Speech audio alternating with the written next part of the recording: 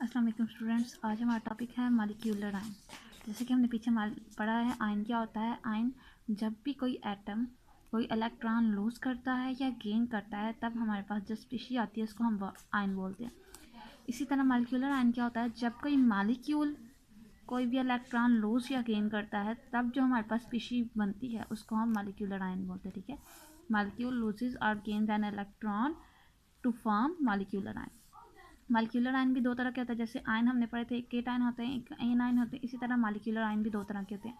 एक केटायनिक molecular ion होते हैं, जब वो इलेक्ट्रॉन लूज करते हैं तो उन पर पॉजिटिव चार्ज आ जाता है, तो तब हम उनको केटायनिक मॉलिक्यूलर आयन बोलते हैं। दूसरे हमारे पास एनायनिक मॉलिक्यूलर आयन होते हैं। जब कोई मॉलिक्यूलर आयन इलेक्ट्रॉन गेन करता है तो उसके ऊपर नेगेटिव चार्ज आता है, तब हम उस स्पीशी को एनायनिक मॉलिक्यूलर आयन बोलते हैं। केटायनिक मॉलिक्यूलर आयन जो होते हैं वो हमारे पास ज़्यादा अबंडेंस में पाए जाते हैं। For example helium positive.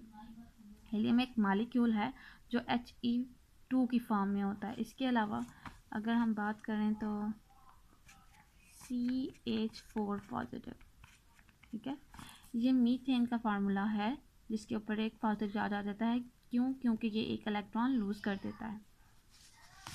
इसके बाद हमारा सेकंड टॉपिक है फ्री रेडिकल। फ्री रेडिकल्स क्या होते हैं, ये आयन से रिजेम्बलेंस करते हैं लेकिन आयन की तरह नहीं होते। ये क्या होते हैं, एटम्स और group of atoms possess odd number of electron. Means कोई भी ऑड नंबर होगा, 1, 3, 5, 7 सो ऑन। ठीक है, जब भी किसी एटम के ऊपर odd number of electrons present होंगे, वो ऑड नंबर ऑफ इलेक्ट्रॉन्स रखता होगा, तो हम उस स्पीशी को फ्री रेडिकल्स बोलेंगे।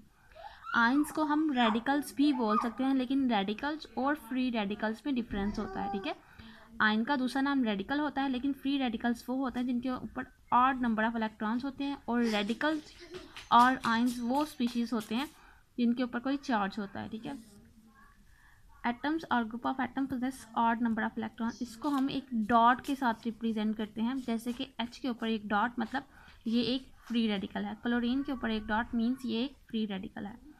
ये कैसे बनते हैं, होमोलिटिक ब्रेकेज की वजह से बनते हैं। जब भी किसी मॉलिक्यूल में homolytic, homo mean same, equal, ठीक है, इक्वल ब्रेकेज होती है किसी मॉलिक्यूल के दरमियान, तो जो हमारे पास स्पीशी बनती है उसको हम फ्री रेडिकल बोलते हैं। जैसे कि यहाँ पे हमने कहा है, क्लोरीन का एक मॉलिक्यूल था, उस पर जब सनलाइट फॉल करवाई गई तो हमारे पास 2 क्लोरीन के रेडिकल्स मिले हैं हमारे।